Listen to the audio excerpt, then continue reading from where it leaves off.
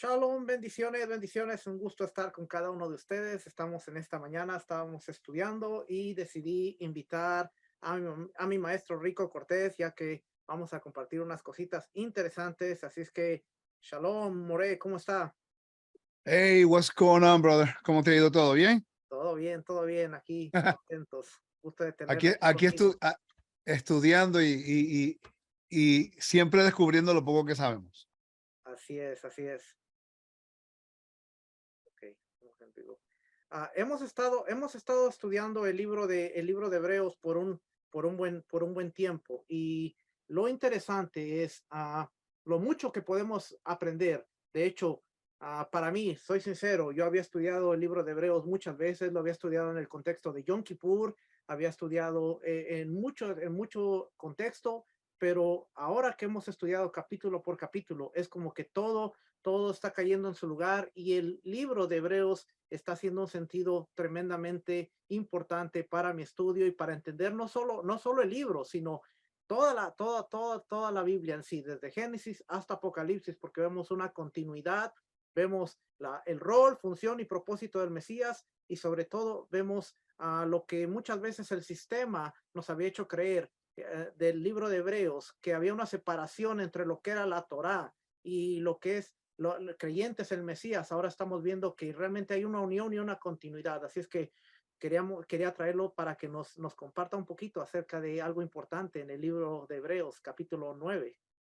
Yo pienso que estudiando capítulo por capítulo nos ha ayudado a, ¿cómo te explico? A buscar detalladamente la información que a veces nosotros le pasamos por alto. Por ejemplo, cuando yo estudiaba el libro de Hebreos, tengo bastantes estudios acerca del libro de Hebreos, pero siempre empiezo en capítulo 7, 8 y 9. Ah, no había hecho el capítulo 1 al 6.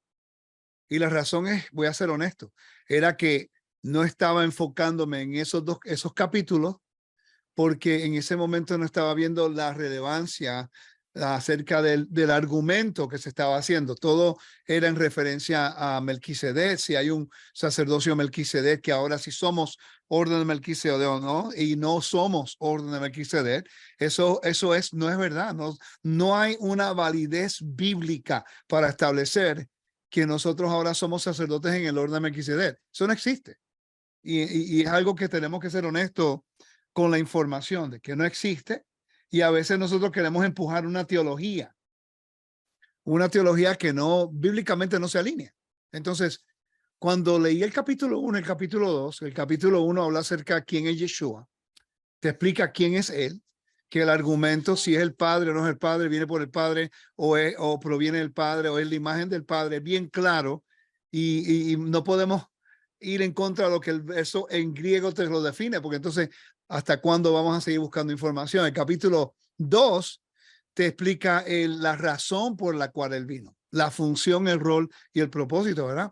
Y Así cuando es. pudimos establecer eso, yo digo, ahora entiendo. Cuando entendimos, Juan, que la palabra descansar, el descanso, el reposo, no solamente se aplica para lo que es el Shabbat, pero también es una expresión idiomática para la tierra, porque ahí es donde se hace el reposo. Wow, para mí eso fue interesante. Sí, de hecho, la conexión que hacía con el Salmo y la palabra menujá, y cómo se conecta con la tierra, con el templo, y ahora la palabra descanso, y por qué hace un contraste y dice, si ellos hubieran entrado en su descanso, no hubiera nada más, y Josué los hubiera llevado al descanso. Entonces está haciendo el contraste de lo que ahora estamos esperando en el descanso que vendrá en el milenio, en la tierra, en el templo, y toda es una conexión, como que todo empieza a alinearse perfectamente. Y a través de Y una tiene, palabrita que vimos, sí, descanso, ve, menujá. y tiene lógica, porque sabemos que la era mesiánica es el descanso cuando Dios va a descansar a través de Yeshua, va a descansar, va a reinar a través de su hijo Yeshua. Y por eso es que el Mesías va a venir montado en las nubes del cielo. Ahora, en el capítulo 9, preparándome para el estudio de la semana que viene, pues era la 1 de la mañana.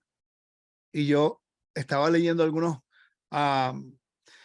comentarios en referencia al capítulo 9, buscando otro ángulo, porque siempre lo presento de la misma forma. Y cuando empiezo a buscar el comentario acerca del capítulo 9, versículo 1, me encuentro de algo bien interesante, que por cierto, el otro día te envié el mensaje. Ujú. Entonces, voy a leerlo ahí. Voy a buscar rapidito. Okay. En Hebreos capítulo 9, versículo 1, dice, vamos a hablar un poquito más detalladamente más tarde. La palabra pacto está italizada, no está en el texto. Ujú. ¿Ok? Puede, Se fue añadido. puede compartir su pantalla si quiere. Ah, ok, ok. Perfecto. Nada, compartir aquí. Ok, entonces, la palabra, por ejemplo, la palabra dice, ahora bien, el primer pacto, la palabra pacto no está ahí, tenía ordenanzas de culto. ¿Ok? ¿Cómo dice tu Biblia? Hebreos 9. Hebreos 9:1, ¿verdad? No, no se ve la pantalla. ¿No? No. Ok. Ah, ok, dame un segundo. Voy a buscar aquí. Mira a ver si se ve ahora. No, tampoco se ve. No. ¿Por qué será? Claro. Ok. No creo que me esté dejando. Dame un segundo. ¿No se ve todavía? Se ve su pantalla del navegador. Ah, entiendo. Vamos a moverlo aquí. Ahora Perfecto. sí, Ok, ahí dice, entró. ahora bien, ¿cómo dice tu Biblia en ese versículo? ¿Cómo dice tu Biblia? Déjeme sacar la Reina Valera, porque tenía la misma que usted. Porque en inglés dice algo bien interesante. Está hablando acerca de regulations, regulaciones. Dice, ahora bien, aún el primero tenía ordenanzas de culto. Ok, está hablando de ordenanza, que esa es una de las definiciones. Por cierto, en el hebreo, perdón, en el español, se traduce mejor que en el inglés. Aquí se regulaciones que pueden significar diferentes cosas, ¿no? Ujú. Ordenanza un poquito más concreto, ¿verdad? Sí. Pero cuando buscamos en el griego, la palabra es, buscando acá, no es esa, da un momento. Entonces, dakoima, dikaioma, significa requisito, regulación. ¿Cuál es la definición que tú tienes en español? Ah, Requisitos. ordenanzas. Pero mira qué interesante que dice justicia, justificación. Interesante, ¿verdad? Mire, Entonces, quiere escuchar algo interesante. Abrí la ajá, Biblia, abrí la Biblia a Jerusalén y dice, también la primera alianza tenía sus ritos litúrgicos y ¿ve? su santuario terreno. Que depende de la traducción, tiene diferentes tipos de contexto, ¿no? Ujú. Pero lo interesante es que la palabra ahí, que habla regulaciones o ordenanzas, en el texto está conectada con la palabra griega, que es justicia o justificación o mandamiento. Entonces, tú y yo comenzamos a dialogar, ¿verdad? Estamos hablando acerca de la justificación, porque la palabra justificación se encuentra sobre 30 veces en el libro de Hebreos, perdón, en el libro de Romanos, y también se busca justificación en el libro de Gálatas. Y cuando estábamos leyendo el libro de Gálatas, el punto que yo llevo cuánto tiempo hablando en el libro de Hebreos, lo que, lo que la palabra, lo que el texto no podía hacer, lo que la Torá no podía hacer. ¿Puedes buscar Juan Hechos capítulo 13, por favor? Hechos capítulo 13. Ya, versículo 36 o 37. Ok, dice desde el 33. Dios, 32. Nosotros os anunciamos la buena nueva de que la promesa hecha a los padres, Dios la ha cumplido a nuestros hijos al resucitar a Yeshua, como también está escrito en el Salmo segundo, Hijo mío eres tú, yo te he engendrado hoy. Y en cuanto a que le resucitó de entre los muertos, para nunca más volver a corrupción, Dios ha hablado de esta manera: os daré las santas y fieles misericordias prometidas a David. pero también, por tanto, dice también en otro salmo, no permitirás que tu santo vea corrupción, porque David, después de haber servido el propósito de Dios en su propia generación, durmió y fue sepultado con sus padres y vio corrupción, pero aquel a quien Dios resucitó no vio corrupción. Por tanto, Exacto. hermanos, Entonces, ajá, sigue. por tanto, hermanos, saber que por medio de él os es anunciado el perdón de los pecados, el áfesis, Ajá, sigue. y que de todas las cosas que no pudiste ser justificados por la ley de Moisés, por medio de él, todo aquel que cree es justificado.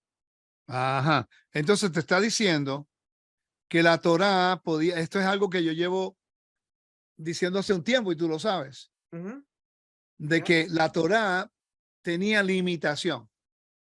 En Gálatas capítulo 3, vamos a leer del 15 en adelante, porque mientras estábamos haciendo el estudio o dialogando, porque eso es algo que muchas personas no saben, que cuando yo me preparo para hacer un estudio, yo no estudio solo. Yo estudio, me preparo y después hablo con Juan o hablo con otras de las personas que estudian conmigo o que saben, llamo a mi maestro y empezamos a dialogar, buscar información, comparar recursos, buscar comentarios. Y eso lo hemos hecho muchas veces tú y yo. Te ujú, digo, mira, tenemos tarea, vamos a buscar y empezamos a buscar la información la más correcta para que podamos nosotros, pues, enseñar lo correcto. Porque recuerda que la Biblia no es una interpretación privada. Eso es algo que a mí me preocupa, que muchas personas piensan que mi interpretación es la única. No, si nosotros presentamos algo, es porque nosotros estamos buscando la manera. Y no quiere decir que estamos al 100% correcto todo el tiempo, pero estamos por lo menos cerca de un 80, me gustaría decir, de lo mejor que podamos entender, con la puerta abierta de ser corregidos. Si de repente hacemos algo, no tenemos todo el recurso, toda la información o todo el panorama. Y eso es algo que quiero que entiendan de nosotros. Entonces, cuando empezamos a buscar, fuimos a Gálatas capítulo 3, versículo 21, pero vamos a leer del 15 en adelante, porque tú notaste lo que yo llevo diciendo hace tiempo, que el libro de Gálatas no tiene que ver nada con la salvación per se. Está hablando de justificación. El tema principal de Gálatas no es salvación. ya, Eso ya es obvio que la salvación es el regalo de Dios. Está explicando por qué los gentiles están justificados para entrar al reino sin tener que entrar al sistema religioso del primer siglo, ujú, de acuerdo a cómo ellos establecen quién es salvo o no. Ese es el contexto. ¿Okay? claro, Salvación es regalo de Dios. Entonces, Pablo está haciendo el argumento, ¿cómo es que estas personas son justificadas? Y te voy a ser bien honesto, si no hubiera sido por este tema que estoy estudiando, este verso no lo hubiera entendido como entendemos hoy, porque se pierde en la narración. ya, Ok, vamos a leer acá. ¿Puedo compartir? sí, Ok, entonces, vamos aquí. Okay. Dice, el texto dice, hermanos, hablo en términos hermanos. Un pacto, aunque sea humano, una vez ratificado, nadie lo invalida ni le añade condiciones. Esto es muy importante entender. ¿Okay? Ahora bien, las promesas fueron hechas a Abraham y a su descendencia. Quiere decir que la salvación es para que tú puedas entrar a la descendencia y a la herencia de Abraham. ujú, No puedes decir, no soy parte del pueblo, no soy Israel, os parte injertado a Israel. No biológicamente, porque hay gente que es gentil, que no son biológicamente hijos de Israel, de Abraham, pero hemos sido injertados o adoptados al reino. ¿Ok? Eso de que todos son Efraín o que todos son, no, eso no es verdad. La genética lo ha probado. Ahora, que dentro de los gentiles hay descendientes de Efraín, sí. Y hay también judíos, y hay también levitas, y hay también hijos de Benjamín y de otras tribus, obvio. Pero no podemos decir que todo el cristianismo son Israel. Eso lo enseñé yo en el 1998, 99 y el 2000. Y tuve que cambiarlo porque estaba equivocado. ¿Ok? Y si digo algo bien, que está correcto, lo puedo validar. Y si digo algo que está incorrecto, lo digo también y lo acepto. ¿Ok? Entonces dice, no dice y las descendencias como refiriéndose muchas, sino más bien a una, a tu descendencia, es decir, el Mesías. Él está haciendo un midrash. cómo se conecta la promesa de Abraham. ¿Ok? Y dice, lo que digo es, la ley vino 400 años más tarde, no invalida un pacto ratificado anteriormente por Dios. Y mira qué interesante, Juan, que Pablo está vinculando al Mesías con el convenio de Abraham, que es unilateral, no con la Torá, porque la Torá no puede ser invalidada, como dice ahí. ¿Lo habías notado anteriormente? Sí, porque de hecho el contraste es que Abraham fue justificado antes, por la fe fue justificado y ahora ese versículo está más claro ahora. Ajá. Entonces dice, ¿qué versículo estaba? Dice, lo que digo es esto, la ley que vino 430 años más tarde no invalida el pacto ratificado anteriormente por Dios para anular la promesa. Entonces, ¿cuál es la promesa? La tierra y la descendencia, la herencia y la descendencia.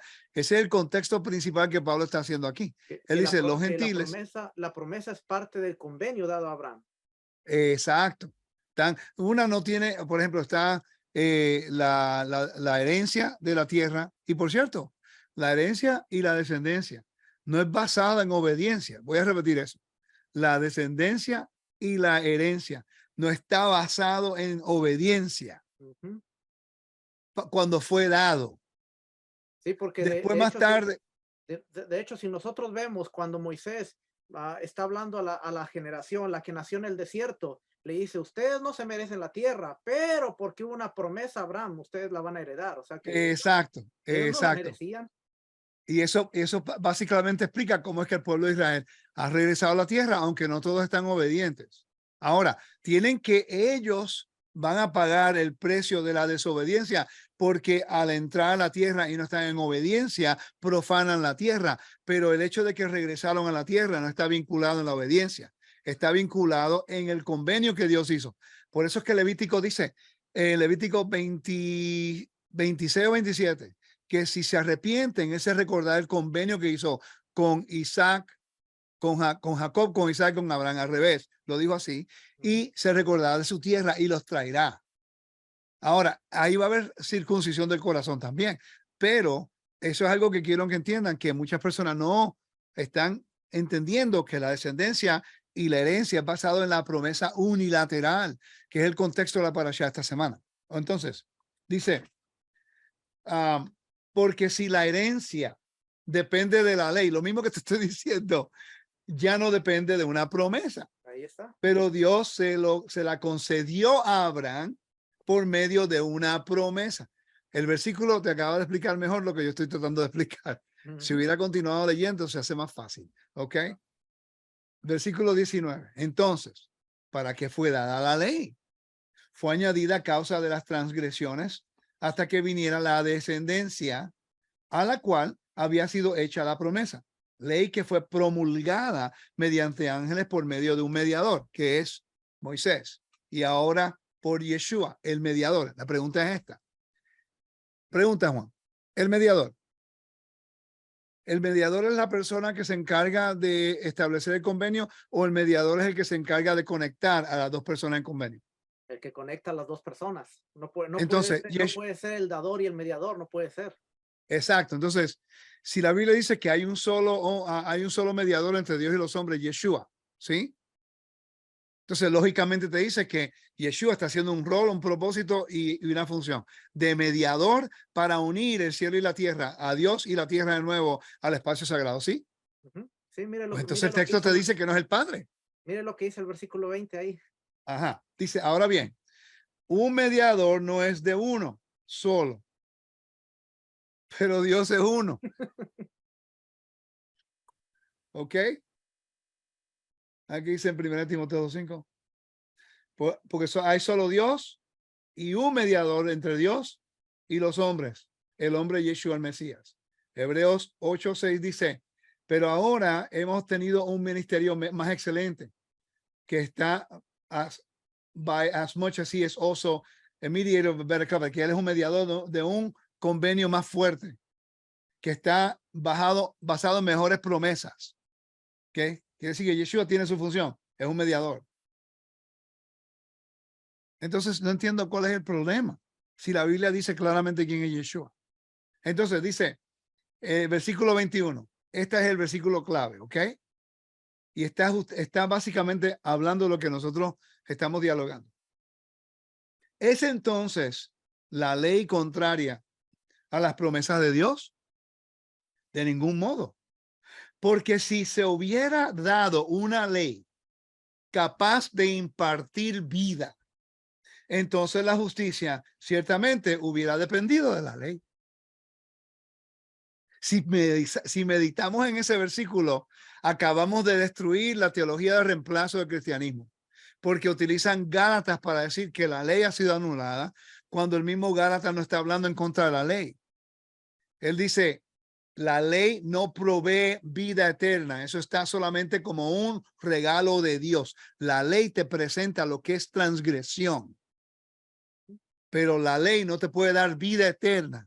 Dios da vida eterna por tu lealtad. Ahora todo tiene más sentido. ¿Qué tú crees? ¿Sí?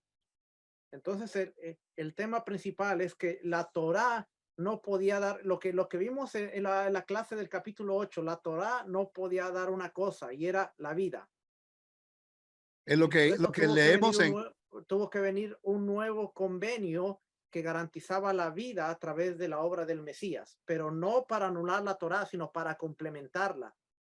¿Tú recuerdas cuando yo hablé acerca de la palabra kainos, Ya, nuevo. renovar o nuevo? Ujú. Y yo mencioné en el libro, perdón, el estudio de Hebreos y lo enseñé también el miércoles en la noche en inglés, que yo dije que la palabra kainos o neos son dos palabras griegas. Una significa por lo que entiendo y los recursos que tengo.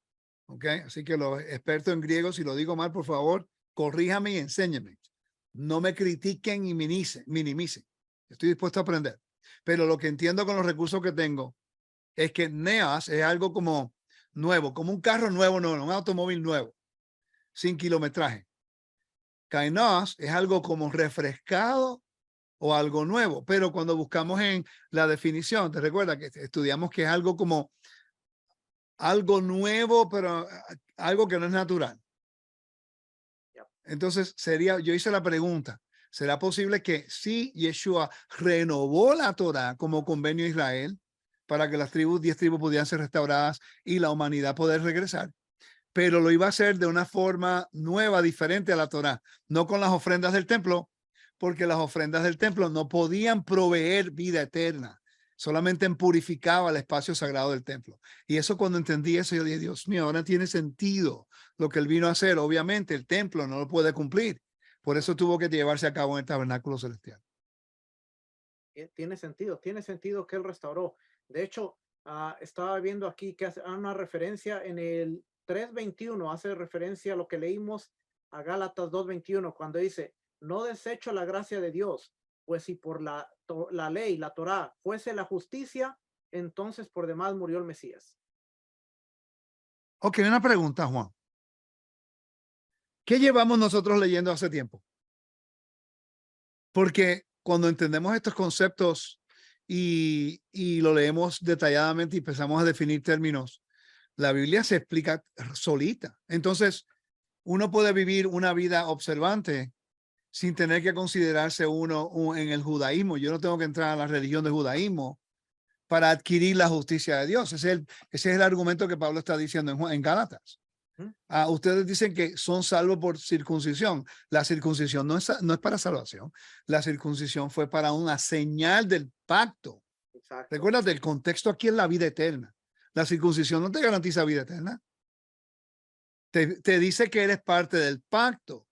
Y si eres obediente al pacto y caminas de acuerdo a la responsabilidad del pacto, Dios te da el don de salvación, porque entonces es por lealtad. Pero como el mundo está caído y todos mueren, Él establece a su hijo Yeshua como el camino a la salvación, que tú tienes que reconocer que es el Dios de Israel, que tiene el poder sobre la vida y la muerte. Esa es la razón por qué se necesita Yeshua.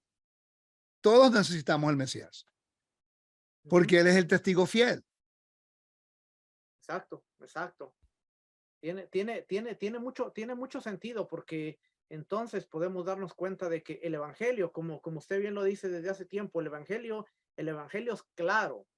El evangelio es claro. La Torá tenía sus limitaciones y ahora el libro de Hebreos hace más sentido porque explica cómo la Torá tenía sus limitaciones, pero aparece el Hijo de Dios para cumplir no solamente la promesa, sino para complementar y llevar a un plano más elevado las limitaciones que tenía la Torá a través de él. Ahora la humanidad tiene regreso al Edén y tiene acceso a la vida eterna, algo que la Torá no podía ofrecer.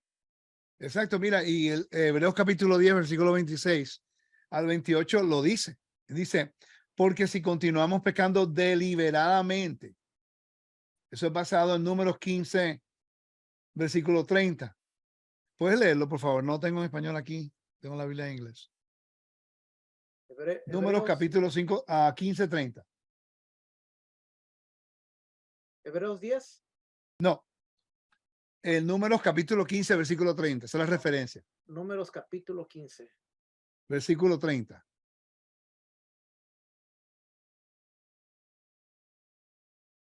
Okay, números 15:30. Dice, pero aquel que obre con desafío, ya sea nativo o extranjero, ese blasfema contra el Señor y esa persona será cortada de su pueblo. Entonces, sabemos que lo que es el pecado en rebelión, como el muchacho que agarró la madera en Shabbat, en el hebreo la palabra que usa es como si estuviera levantando su mano en contra de Dios. Como decir, no importa lo que él diga, yo voy a hacer lo que yo quiera. Eso es muy diferente en actitud, ¿no? Sí. Ese es el contexto. Entonces, dice, porque si continuamos pecando deliberadamente, que ya la Torah nos establece que no hay perdón para eso, ¿verdad? Ujú. Dame un segundo. Ok, que no hay perdón para eso. Estoy tratando de Que salir aquí. solamente era la muerte. Ajá, entonces dice, después de haber recibido el conocimiento de la verdad, a ver qué dice acá. Dice, all who wants all people to be saved and come to the knowledge of the truth. El mensaje de salvación es la verdad, ¿no? Y ya que no queda sacrificio alguno por los pecados, sino una horrenda expectación de juicio y la furia de un fuego que ha de consumir a los adversarios. Cualquiera, mira el contraste que hace aquí. Esto es bien importante. Cualquiera que viola la ley de Moisés muere sin misericordia por el testimonio de 2 o 3 testigos. Pero recuerda el contexto.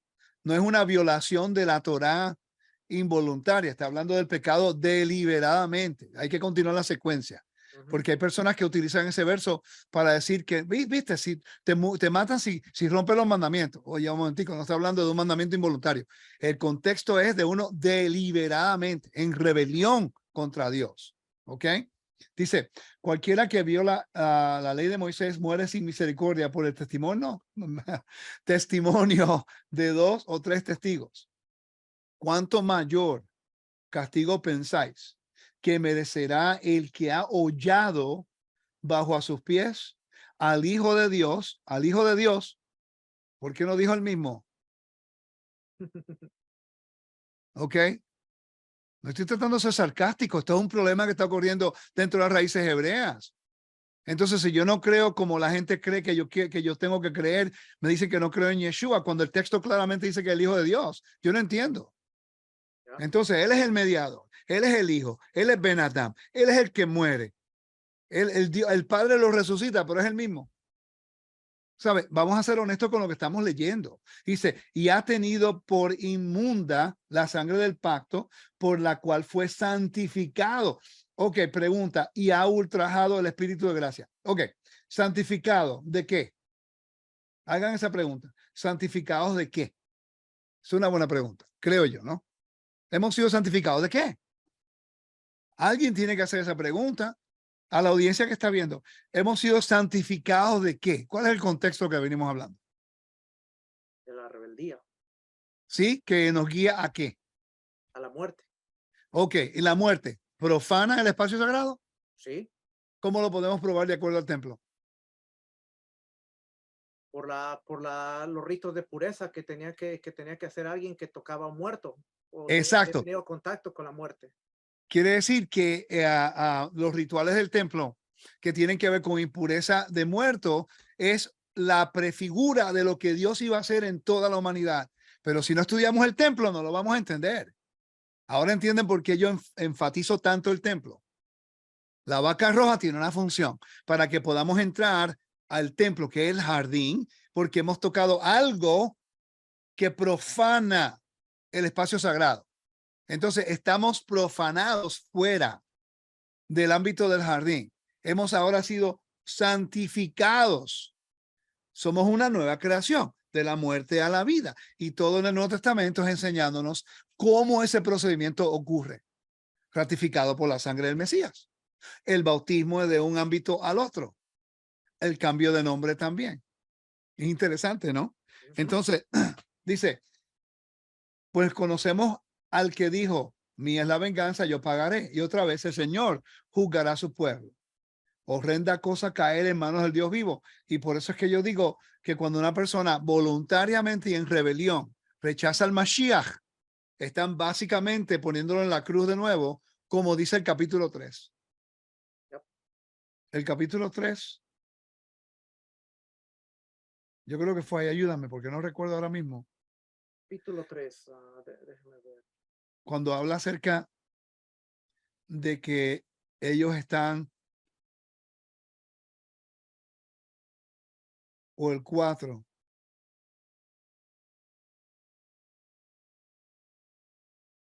no entrarán porque ellos como que humillan. Y cuando buscamos esa palabra en el griego es como si lo pusieran en la cruz de nuevo. Es una vergüenza. ¿Tú recuerdas esa palabra, verdad que sí? Ese es el 4, entonces. Yeah.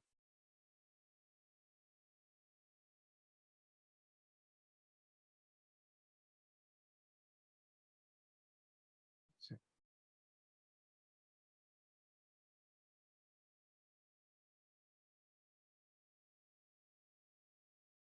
Es el capítulo 4.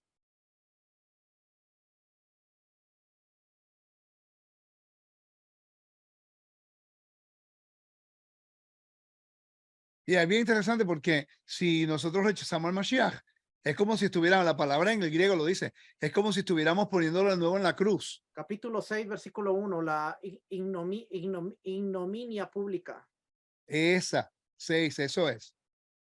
Dice aquí la palabra en el elemento. 6.1 dijiste. No, es el 6:6. 6.6. Mira lo que dice. Pero después, léelo si quieres. Pero después cayeron. Es imposible renovarlos otra vez para arrepentimiento, puesto que de nuevo crucifican para sí mismo al Hijo de Dios y lo exponen a la ignominia pública. Hay que buscar ese verso, hay que buscar esa definición. Ese 6.6. 6.6. Esa palabra bien interesante. 6.6. Okay. Having fallen away, he renewed them again to repentance because they have crucified him again for themselves, the Son of God, and held him to contempt. Okay. La palabra ahí, contempt. ¿Puedo compartir? Sí, sí. Palabra contempt es la palabra vamos a pronunciar aquí. A ver si lo puedo escuchar. A ver. Paradigmatizo. Ok. Dice, desgracia pública, hacer un ejemplo de él. Es como una vergüenza completa. Entonces, si tú dices, no necesitamos mediador, eso es lo que todo el mundo dice cuando rechaza al Mesías. No necesitamos un humano para hacer mediación. Esa es la ridiculez más grande. Adán era un mediador entre Dios y los hombres. Noé era un mediador entre Dios y los hombres. ¿Por qué lo sé? Porque Noé hizo un altar mediando como sacerdote. Entonces, Abraham fue mediador entre Dios y los hombres. Jacob fue un mediador. Isaac fue mediador. José, una figura de un mediador entre Faraón y los hombres. Está Moisés, está Israel, están los profetas, sacerdotes. El decir que no se necesita un mediador, obviamente no estamos estudiando la Biblia porque la Biblia es clara con eso. Que mucho nos falta a nosotros. Muchísimo todavía. Entonces la pregunta es, ¿por qué tanto argumento todo el tiempo? Tanto debate. cuando en realidad no estamos estudiando a veces algunas cosas en un contexto. Pero es interesante que si nosotros nos enfocamos solamente en el estudio para educar, eso no agarra los likes y los views y comparten, solamente comparten todo lo controversial, todo lo especulativo, todo lo que es, no tiene lógica. Es como que le dedicamos horas al estudio, presentamos la información y a nadie le interesa, pero que hablen de otra cosa que no sea Biblia o una especulación bíblica, ahí todo el mundo le da. Tenemos que llegar al momento, familia, de madurar un poquito más y por eso hay tanta confusión dentro de nuestros rangos, porque no estamos haciendo esto. Yo te garantizo que si nosotros, los líderes, se ponen a investigar y los maestros y buscar todos los ámbitos disponibles para que podamos validar la información, este movimiento fuera muy diferente. Fuera un poquito más respetable entre medio del cristianismo, fuera más respetable dentro de los ojos de los judíos, porque mientras más yo estudio esto, más observante me convierto sin ser ortodoxo ni al judaísmo. Porque ya yo entiendo que el don de Dios no tiene que ver nada con mi vida cotidiana, pero mi vida cotidiana refleja la relación que tengo con Dios en obediencia. Y eso de acuerdo a la Torá. Entonces, es la reciprocidad que puedo tener, es de vivir mi vida de acuerdo a los principios bíblicos, que obviamente me va a hacer parecer como el pueblo de Dios que observa la Torá, que todo el mundo no quiere. No quiere decir que estoy agarrando el judaísmo y el decir que el que uno enseña, la gente se convierte en judaísmo, enseña la inmadurez de esos líderes que tienen el miedo y el antisemitismo de abrazar el estilo de vida de la Torá por miedo de verse como los judíos. Esa es la raíz, porque la Torá es clara en el estilo de vida. Claro, la Torá es un Interesante estilo de que vida. es un estilo de vida y no podemos hacerlo de acuerdo a como a nosotros nos parece. Mira, los otros días, Juan, déjame leer esto aquí rapidito. La palabra significa uses en John's Gospel, te da diferente, pero está hablando como si fuera un tipo de vergüenza, una gran vergüenza en contra de Yeshua. Quiere decir que el rechazar al Mashiach lo que trae pura vergüenza al Mesías. Un ejemplo rapidito. Hay un muchacho, un señor que yo conozco americano, fue a Israel.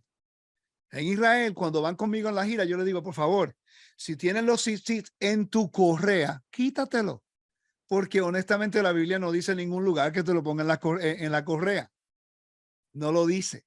Estamos diciendo, no, que los judíos añaden cosas, que los judíos, pero en las raíces hebreas hacen lo mismo. Se ponen los tzitzit en la correa. En ningún lugar bíblicamente dice correa.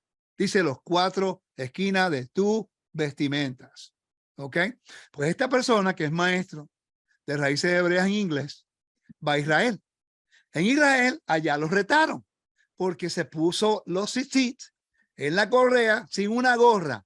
Y allá los ortodoxos que llevan haciéndolo milenia, sobre 2 milenias, desde que se dio el mandamiento lo lleva haciendo de esa forma, pues ellos tienen el derecho de cuestionar quién eres tú, de dónde saliste y por qué tú lo haces diferente a todo el mundo que sigue Torah. Pues allá se enojó. Allá cuando regresa en contra de todos los judíos. Se convirtió antisemita porque no siguió el protocolo bíblico, porque es típico lo que todo el mundo hace en el mundo occidental. Hace de acuerdo a la imaginación de su propio corazón y después se enojan si lo corrigen. A mí me corrigieron en el 2004. Cuando yo fui, me preguntaron y yo dije, qué vergüenza me dio. Porque en ese momento yo pensaba que estaba correcto, pero un judío vino y me dice, no, te voy a enseñar. Y me abrió la Biblia en el texto y me dijo en el hebreo cómo se usaba. Y yo dije, wow, estoy incorrecto. Cuando regresé, empecé a hacer una transición.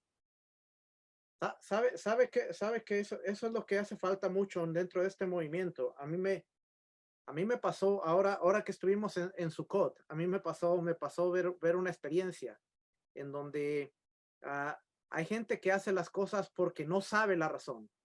Y hay gente que está dispuesta a escuchar la corrección y hay gente que no está dispuesta a escuchar la corrección. Hubo una persona, no sé si usted notó, que hubo una persona que traía su talid en la noche. Él estaba en su talid en la noche. Y al otro día yo estaba sentado con Joseph Good y él iba pasando y le dice Joseph Good, ven, siéntate aquí. Y le dice, oyes, el talid no se usa de noche, pero él sentado. Y yo pude ver la intención y el corazón de esta persona. Y le dice, es que yo no sabía. Y Joseph Gould le empezó a explicar, no se pone en la noche por esta razón. De verdad, yo lo hacía porque yo pensaba que estaba correcto, pero de verdad voy a corregir, no lo voy a volver a hacer y gracias por corregirme, gracias por Y no lo enseñarme. hizo. lo Y no lo conocemos puede a la hacer. persona, ¿Ya? pero fíjate, aceptó la corrección, así como yo tengo. Mira, ayer yo fui a una clase, estoy entrenando de nuevo, como antes entrenaba. Empecé una clase ayer, ¿ok? Es de pesas, pero no pesas fuertes, sino estoy volviendo de nuevo a como estaba antes, porque tú bajaste de peso y tengo que bajar de peso. Me está provocando hacerlo, así que. Entonces, recuerda que yo entrenaba gente en los 90 y a principios de los 2000, pero hace tiempo que no entreno a la gente. Entonces, si no practicas, pierdes nueva información. Y cuando estoy haciendo un ejercicio que yo lo llevo haciendo por mucho tiempo, el maestro me dijo, estás haciendo bien, pero añádale este movimiento y me dio la razón. Y cuando yo lo hice, créeme, tienes razón, porque después lo sentí más tarde. Yo hubiera podido hacer, no, porque yo llevo entrenando mucho tiempo y yo era jugador profesional de béisbol. No, yo me quedé calladito porque yo pagué para instruirme con él y él es el maestro. Y yo, oh, sí, muchas gracias. Seguí, lo hice y trabaja. Hoy lo siento. Cuando es que hay muchas personas que entran en este ámbito y no están siendo instruidos. Y tú sabes que estás pasando por ese proceso de instrucción. Y cuántas veces nosotros hablamos, dialogamos, y yo te presento una información y tú la buscas. Entonces tú mismo dices, wow, yo no sabía esta información. Y tú y tú te adaptas. Yo nunca te he llamado a decir, no hagas esto porque estás mal, ¿verdad que no? No. Yo te digo, mira, haz una tarea. Cuando te doy tareas con un propósito, pues quiero que lo veas. Entonces, cuando tú enseñas diferentes formas, te puedo pegar por la cabeza, ¿ok? Y solamente a los que son tercos le tengo que haberse pegar por la cabeza. Porque mira, he conocido gente terca en esto, pan. He conocido personas que no quieren y no quieren aceptarlo y te pelean todo el tiempo y años más tarde terminan haciendo lo mismo. Terminan haciendo lo que uno le corrigió más años más tarde porque que son tercos. Porque sabemos que esa es diferentes personalidades y yo lo entiendo. Pero yo prefiero ser corregido de una manera correcta. ¿Sabes cuántas veces yo me he corregido a mí? Muchas veces me ha corregido y yo feliz porque me está enseñando. Entonces, regresando al tema, la justicia de Dios tiene un propósito y nosotros no creo que estamos entendiéndolo, Juan. No, no. Es interesante cómo el capítulo 9 está conectando lo que es la primera alianza con la ordenanza de culto y que aparece ahí la palabra justicia. Es interesante. En el capítulo 9, ¿verdad? Sí, 9:1. Pero, y yo no, por cierto, yo no sabía que estaba conectada con justicia.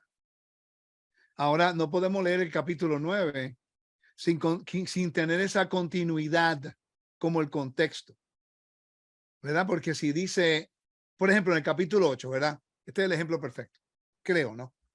Lee el capítulo 8, versículo 1 y 2, por favor, de 8. Hebreos. Dice, ahora bien, el punto principal de lo que se ha dicho es este. Tenemos tal sumo sacerdote, el cual se ha sentado a la diestra del trono de la majestad en los cielos. Ok, vamos a examinar ese verso. Porque ¿cómo podemos decir que el contexto del capítulo 8 tiene que ver con la ley cuando el primer verso del capítulo te está recalcando y repasando el contexto de los primeros 7 capítulos? Ahora bien, el punto principal de lo que se ha dicho es este. Está hablando del pasado, un contexto del pasado en esa primera parte. Entonces no puedes tener una opinión del capítulo 8, versículos 6 y 7, si no has estudiado el contexto completo del capítulo 1 hasta el capítulo 8, versículo 5. Es irresponsable. Ya que Por eso hay tanta confusión. que está presentando a Yeshua, después está presentando a Aarón y va a ser un contraste entre lo que son los dos. Exacto. Y la diferencia entre Aarón es que versus Yeshua. Que él muere. Exacto. Uno muere y uno vive para siempre. Ok. Entonces dice, tenemos tal sumo sacerdote, el cual se ha sentado a la diestra del Padre, del trono de la majestad en los cielos. ¿Quién es la majestad? Adonai, el rey. El eterno, ¿no? El eterno, ya. Y ahí dice que está sentado a la diestra, al lado. Interesante que Juan dice lo mismo. Mira, Juan capítulo 17 lo dice. Es la misma visión que vio Daniel, capítulo 7. Búscalo, yo lo leo ahí. El versículo, capítulo 17, versículo 4 dice, yo te glorifiqué en la tierra habiendo terminado la obra que me diste que hiciera. Y ahora, glorifícame tú, Padre, junto a ti, con la gloria que tenía contigo antes que el mundo fuera, que el mundo existiera. Pues me está diciendo que está al lado del Padre, no en el trono del Padre. Hebreos capítulo 8, versículo 1 y 2 dice exactamente lo mismo. En otros lugares dice a la diestra del Padre. El libro de Daniel dice ¿qué? Daniel 7:9 dice, seguí mirando hasta que se establecieron tronos y el anciano de días se sentó. Su vestidura era blanca como la nieve y el cabello de su cabeza como lana pura. Y su trono llamas de fuego y sus ruedas fuego abrasador. Un río de fuego corría saliendo delante de él. Miles de millares le servían y miriadas de miriadas estaban de pie delante de él. El tribunal se sentó y se abrieron los libros. Entonces yo seguí mirando a causa del ruido de las palabras arrogantes que el cuerno decía. Seguí mirando hasta que mataron a la bestia, destrozaron el cuerpo y le echaron a las llamas del fuego. Oh, ya va. ¿Mataron a quién? A la bestia, ¿Quién es la bestia? el Leviatán. Sigue leyendo. A las demás bestias se le quitó el dominio, pero les fue concedida una prolongación de vida por un tiempo determinado. Seguí mirando en las visiones nocturnas y he aquí como las nubes del cielo. Veía uno como un hijo de hombre que se Ya va. dirigió, Ben Adam. un Bar hijo del Enosh hombre, en arameo. Bar Enosh en arameo. Ben Adam. que se dirigió al anciano de días, que era el que estaba sentado en el trono. Y fue presentado ante él y le fue dado dominio, gloria y reino para Ya va. ¿Quién le dio dominio y poder al hijo del hombre que se presentó al anciano de días? El anciano de días se lo dio al hijo del hombre, lo mismo que dice Filipenses, para que en el nombre de él. Y lo mismo que dice Apocalipsis capítulo 4, 5 y 6. Nosotros no estamos locos. ¿Ya? Nosotros estamos leyendo el contexto y entendemos el antiguo Medio Oriente y el templo. Y por eso hay una diferencia. Y no podemos permitir que nos empujen al lado porque no queremos definir términos de acuerdo como la gente piensa que lo que dice, sin primero investigar todos los ángulos de información. Es irresponsable tomar una posición dogmática sin titubear y sin ser flexible, si no estamos dispuestos a ver cada ángulo de la información disponible, porque entonces se convierte en otra denominación que salió del cristianismo. No hemos cambiado nada. ¿Ya? Ok, tenemos que ser flexibles. Eso es lo interesante porque se le fue dado dominio, gloria y reino para que todos los pueblos, naciones y lenguas le sirvieran. Si leemos Filipenses, dice, para que en el nombre de Yeshua toda rodilla se doble y confiese que él es el Adón. Ah, ya va. Si vamos al libro de Apocalipsis, capítulo 1, versículo 7, dice, aquí que vienen las nubes, lo mismo de Daniel, y todo ojo le verá, aun los que le traspasaron, y todas las tribus de la tierra harán lamentación por él, sí, amén. El mismo versículo está citando allá. Entonces, ¿cuál es el propósito de la venida de Yeshua? ¿De eliminar la ley? Imposible. De que la muerte fuera destruida a través de la resurrección, para que el Padre recibiera toda honra, todo honor y toda gloria. Se me ha hecho más claro a mí. No sé, yo quiero que la audiencia sea responsable y lo valide. Y lo valide, búsquelo. Búsquelo porque está allí. De hecho, si lee la conclusión porque yo tuve que leer todo el capítulo y leer todos los recursos, y si lee la culminación de Hebreos capítulo 9, versículo 26 en adelante, está más que claro. Vamos a leerlo para terminar aquí. 9:26 en adelante. Ok, léelo. Voy a leer del 25, dice, y no para ofrecerse a sí mismo muchas veces, como el sumo sacerdote entra al lugar santísimo cada año con sangre ajena. De otra manera, le hubiera sido necesario sufrir muchas veces desde la fundación del mundo. Pero ahora, una sola vez en la consumación de los siglos, se ha manifestado para destruir el pecado por el sacrificio de sí mismo. Y así como está decretado que los hombres mueran una sola vez y después de esto el juicio, así también el Mesías, habiendo sido ofrecido una vez para llevar los pecados de muchos, aparecerá por segunda vez sin relación con el pecado para salvación de los que ansiosamente le esperan. Ahora tiene sentido el capítulo 10, versículo 1. ya que la ley solo tiene la sombra de los bienes futuros, por el que la sombra, si tú tocas algo con muerte, no puedes entrar al templo. Si tú cometes un pecado involuntario, no puedes entrar al templo sin hacer una ofrenda. Todo está apuntando al mismo mensaje. No, y aparte, la ley podía cumplirlo con la esperanza de que aparecería alguien que les ofreciera la resurrección. Y ahora en Yeshua aquí estoy. Y así como el Padre le resucitó de los muertos, ahora tú puedes tener seguridad plena que tú eres la primicia, que también serás levantado de entre los muertos. Ahora ¿Tú no nuestra crees que fe si no es ciega, nuestra fe ya tiene algo tangible, que Yeshua se levantó. Exacto. Entonces, una pregunta. Si el judío muere con la esperanza de una resurrección porque lo oran 3 veces al día, ¿Ya? pero no entienden de dónde proviene, porque no, en el judaísmo no se está enseñando muchas estas cosas del templo, las ofrendas y lo que es un mediador, porque no lo aceptan. Ese es el judaísmo moderno. Porque si tú lees lo que el Qumran hablaba acerca de Melquisedec y la prefigura de que Melquisedec iba a ser, te lo hice bien rápido, que la muerte de Melquisedec iba a traer liberación y remisión y dar victoria de Belial, que si representa a Satán. Ujú. Es lo mismo que el capítulo 1 y 2 está hablando. Entonces, si presentamos el evangelio de esta forma, una persona en el judaísmo que ora por resurrección, pero no ha tenido la evidencia, porque vemos nosotros que ha habido resurrección en la Torá, cuando Elías oró y resucitó un niño. El mensaje de los hijos de Israel cruzando el río rojo, el mar rojo, resurrección, cruzando el Jordán, resurrección, el mismo patrón, pero Ezequiel 37, el valle de los huesos, que es la escatología de la resurrección. que siempre eso lo habla mucho en el judaísmo. Entonces, ¿estaremos nosotros provocándolos a hacerlo, presentando de la manera correcta? Esa es la pregunta. ¿Y por qué nosotros no estamos enseñando esto en este? A mí me gustaría que los líderes consideren una reunión global solamente para hablar de este tema. No si Yeshua es el Padre, si el mediador, no. Estamos hablando de cuál es la función del Mesías. Vamos a enfocarnos en un tema.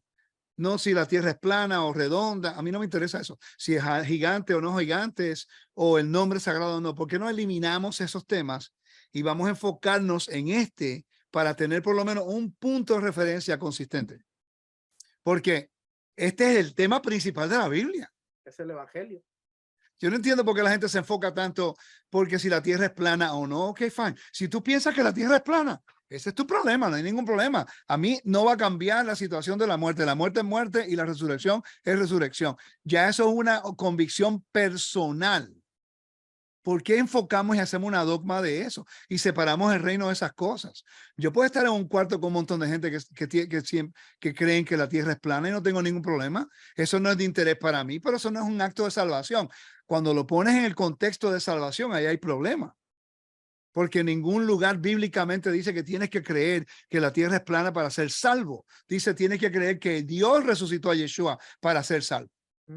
Y lo mismo con el nombre sagrado, y lo mismo con las dos casas, y lo mismo con un montón de cosas que se está enseñando. O sea, eventualmente tenemos que decidir cuál va a ser el punto de partida de nuestro mensaje, porque estamos al garete. Estamos agarrando por todas las líneas, todo diciendo que estamos enseñando la Torá. Y de hecho, mire, hablamos de las fiestas, y si hablamos de las fiestas en el cumplimiento mesiánico, siempre nos va a apuntar a lo que dice Yeshua, y es traernos de muerte a vida.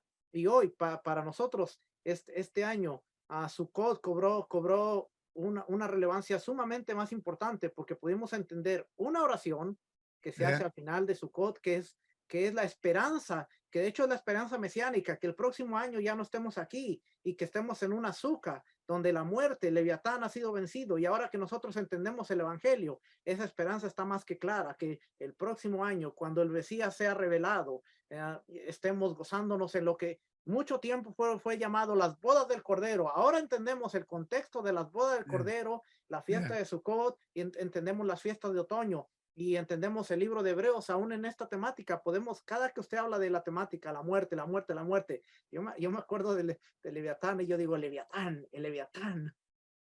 Y tú sabes que cuando pudimos entender esa oración, cuando estamos saliendo del azúcar el último día. Es interesante que el ataque a Israel este año ocurrió en ese día. Y la gente a veces, a unos de los hermanos no consideran que cuando Yeshua levantó su voz, el último y gran día de la fiesta, Hoshana Rabbah.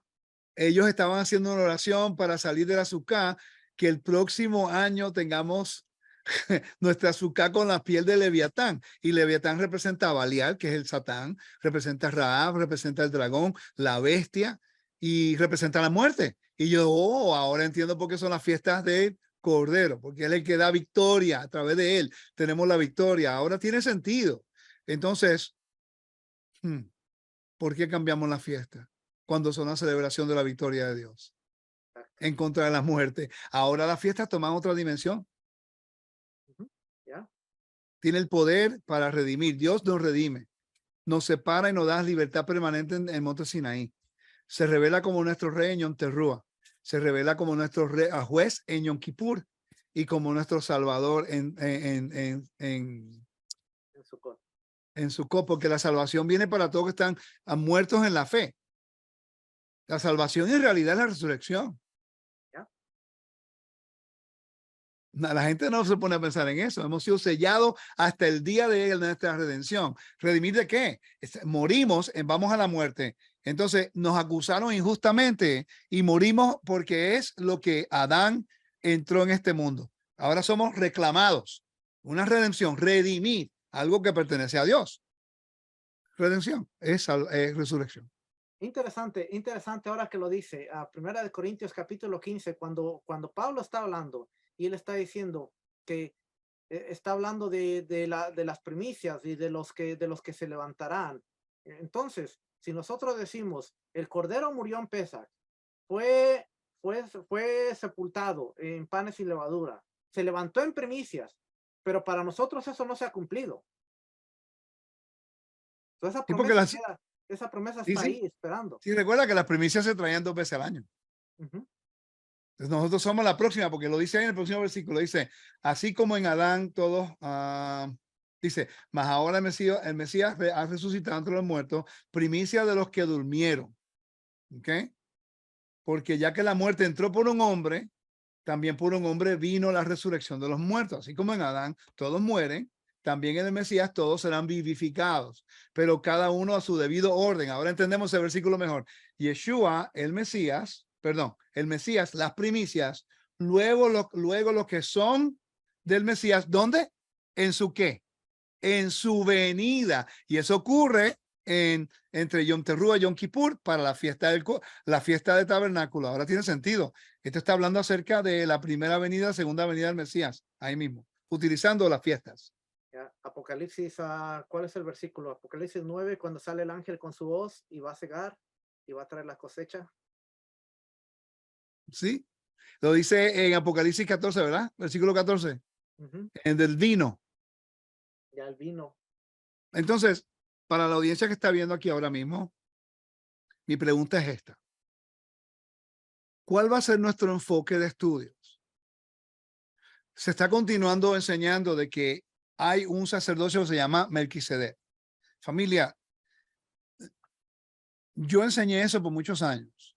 En el 2009 dije, wow, ¿qué pasó? Entendí algo que yo dije, estoy en problemas. Comencé a estudiar más el templo y me di cuenta que yo estaba equivocado y tuve que rectificar. Y tuve que hasta remover estudios porque no estaba correcto. Mientras más uno lo estudia, lo ve. Y ahora está entrando eso dentro de las raíces hebreas en español. Ya eso entró en inglés. Por cierto, en Arkansas hay gente que se están llamando ahora sacerdotes del orden de Melquisedec. Es increíble. Se ha convertido como una separación dentro de raíces hebreas. No, y la cosa es que yo estuve en una conferencia en un lugar en la cual eran como un campamento. No era Sukkot, era Yom Teruah, creo que era. Y habían como 3 diferentes campamentos.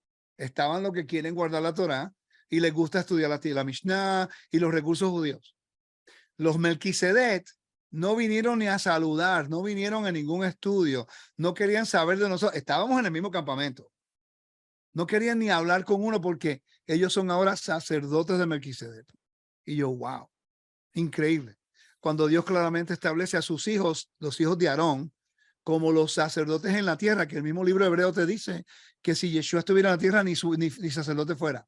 Ujú. Se está creando nuevas teologías. Estamos haciendo lo mismo que hicimos del cristianismo y creando teología de reemplazo dentro de la Torah. Y eso es peor, porque ahora hay conocimiento. Antes podíamos decir que había ignorancia, porque la Biblia es clara. Yo te puedo presentar versículo que habla de la autoridad que Dios le dio a los hijos de Aarón. No hay ni un versículo que diga que ahora los gentiles que vienen de las naciones son ahora orden de Melquisedec. ¿Dónde está ese versículo? Alguien que me dé uno que diga ese versículo, porque lo dice de Aarón claramente, en mínimo 5 lugares, pero en ningún lugar en el Nuevo Testamento dice, por cierto, Juan no lo menciona, Pablo no lo menciona, Pedro no lo menciona, de que Yeshua nunca lo dijo. ¿Por qué nunca se dice en el Nuevo Testamento que ahora tú y yo somos en el orden de Melquisedec? Que Estoy eso hablando solo del aplica- vocabulario orden de Melquisedec. Porque eso solo aplica a Yeshua. Solo aplica a Yeshua, exacto. Y por cierto, y Yeshua no es Melquisedec. Dice que él vino en la similitud de. Lo dice en Hebreos capítulo 7. Entonces, pregunta a la audiencia, con todo el respeto que les tengo. Usted sabe que a mí me gusta ser un educador, lo más que yo pueda, y estoy aprendiendo también. ¿Estamos verdaderamente leyendo la Biblia? ¿O estamos teniendo el mismo tipo de actitud que traemos de la iglesia cristiana de agarrar el texto y aplicarlo de acuerdo a como nosotros queremos verlo? Y eso tiene que parar, porque si no va a seguir la confusión y la confusión y la confusión. Ahora, si usted cree que yo estoy equivocado, no hay ningún problema, valídelo. Estudie el tema. No le va a tomar ni una semana. Si se hace las preguntas lógicas y preguntas sensibles, se va a dar cuenta de que yo tuve que hacer una corrección y usted la va a tener que hacer también. De que no hay evidencia de que el cuerpo del Mesías es el orden de Melquisedec. Oiga el vocabulario. Si él va a escoger, como dice la Biblia, que vamos a ser sacerdotes y reyes de nuevo en su reino. ¿Ok? Pero nunca de Aarón, que es una función, no es el oficio, algo diferente. Como yo siempre le explico, cuando tú le enseñas a una persona lo puro, lo impuro, lo santo y lo profano y guardar el mandamiento o intercedes en oración, estás haciendo lo mismo que un sacerdote iba a hacer por ti. Ujú. La diferencia es que no podemos manipular la sangre. Pero Juan, una pregunta. Para entender esta vocación un poquito más, ¿qué hay que estudiar para entender esto? El templo. Ese es el área que la gente no quiere. ¿Tú sabes una cosa? Yo no entiendo cómo es que la gente puede llegar a una conclusión de que hay un nuevo sacerdocio y no tienen la menor idea de lo que es el templo y las ofrendas. Yep. Eso solamente se ve en nuestro ámbito. Porque en el mundo académico te lo dicen rapidito. En el mundo académico te lo dicen. No sabes lo que estás hablando. Y yo lo he visto cuando se lo han dicho a una persona, no sabe lo que estás hablando. Eso no se alinea con la evidencia. Conocí a una arqueóloga que ella misma me lo dijo, ella murió hace 1 año y medio, y me lo dijo, la evidencia establece la verdad y esa teoría no tiene evidencia.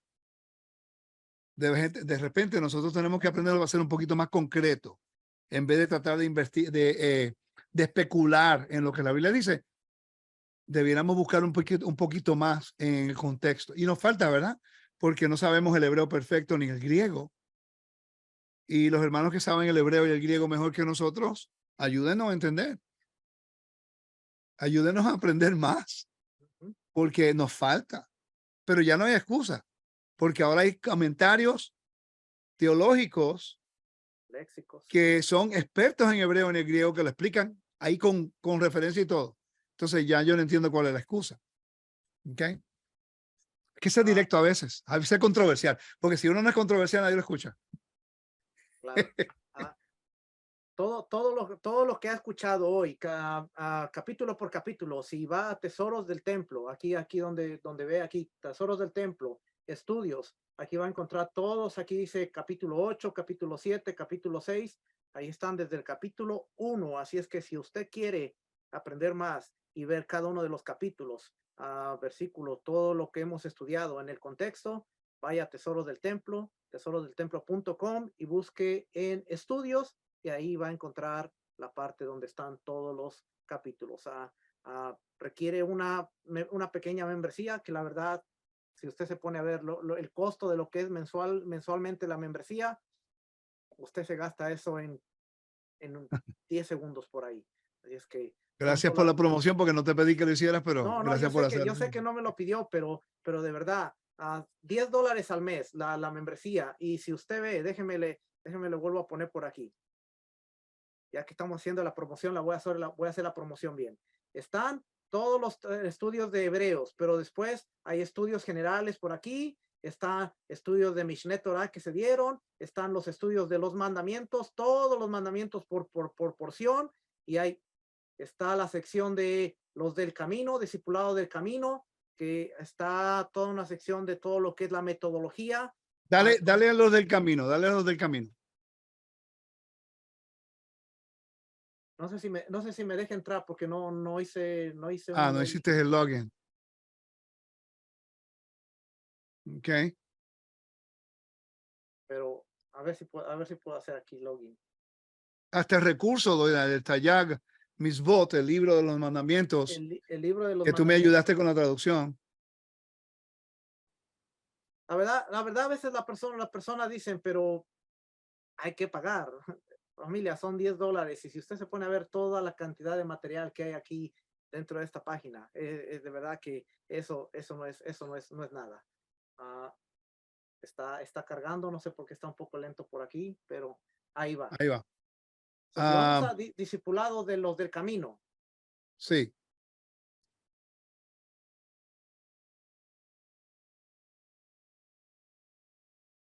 aquí están Ok, ahí todas tienen las clases. sí, ahí están las clases de metodología que tú y Lisa y Rafi me ayudaron a hacer de la metodología. Ahí tienen 12 clases y preguntas y respuestas. Están los recursos también. Están los Justicia y PDF. bondad. Voy a estar el mes de noviembre.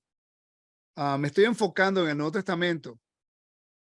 Voy a hacer cursos estoy pensando si le entro al libro de Romanos o al libro de Apocalipsis. Aquí están los cursos, curso 101, 102, 103. Y por cierto, Recursos.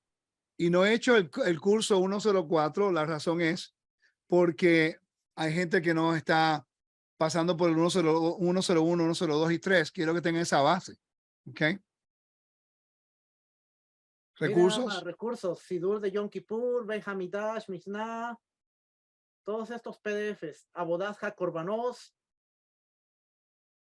Tariat Misbots, tratados del Talmud, de verdad que usted no encuentra esto por $10 por ahí. ¿Okay? Yo sé que el maestro no me pidió hacer esa promoción, pero ya que estamos aquí de una vez, si usted quiere ser Gracias por hacerlo. bendecido, por ahí encuentra más recursos. More, como siempre es un gusto estudiar con usted, siempre que nos conectamos siempre aprendo muchísimo y es un privilegio seguir aprendiendo en el contexto y de la manera correcta.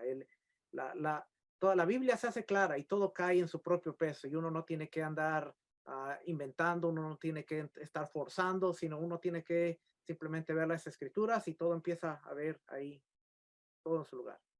También es mutuo, Juan. Yo he aprendido mucho de ti porque podemos dialogar. Y lo bueno es que tener personas así como tú es que hay una dinámica que no es diciendo estoy de acuerdo porque tú eres el maestro, sino que podemos decir estoy de acuerdo porque validé lo que tú dijiste. Entonces podemos tener ese punto de referencia. Y honestamente se siente bien estudiar con personas que quieren dialogar y no argumentar y sacar otras conclusiones, porque todos tienen diferentes personalidades y yo lo entiendo. Pero si vamos a estudiar, vamos a estudiar. O sea, en Jiu-Jitsu es así. Yo puedo estar con un cinta negra, un marrón, un azul, diferentes rangos, pero cuando estamos tomando la clase, todos estamos tomando lo mismo. Ahora, hay diferentes experiencias de cómo ejecutan la técnica más eficazmente, pero la técnica es la misma y todo el mundo hace lo mismo. Ahora, como tú puedas hacerlo de acuerdo a tu nivel, pues lo haces.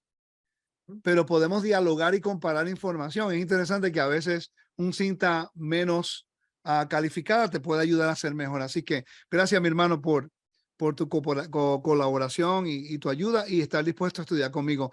Y cualquier otra persona que quiera estudiar, entre a metodología. Así que en el link de Facebook, como no me permiten poner Facebook Live, estoy en la cárcel de Facebook. Por eso lo hice a través de Juan. Que ponga el link de metodología de Telegram para que entren y ahí pueden ver la información de los estudios. Gracias, mi hermano, por la oportunidad. Que Dios te bendiga y te guarde, ¿ok? Shabbat Shalom. Shabbat Shalom. Bendiciones a todos. Nos estaremos viendo en la próxima. Shalom. Bendiciones. Shalom.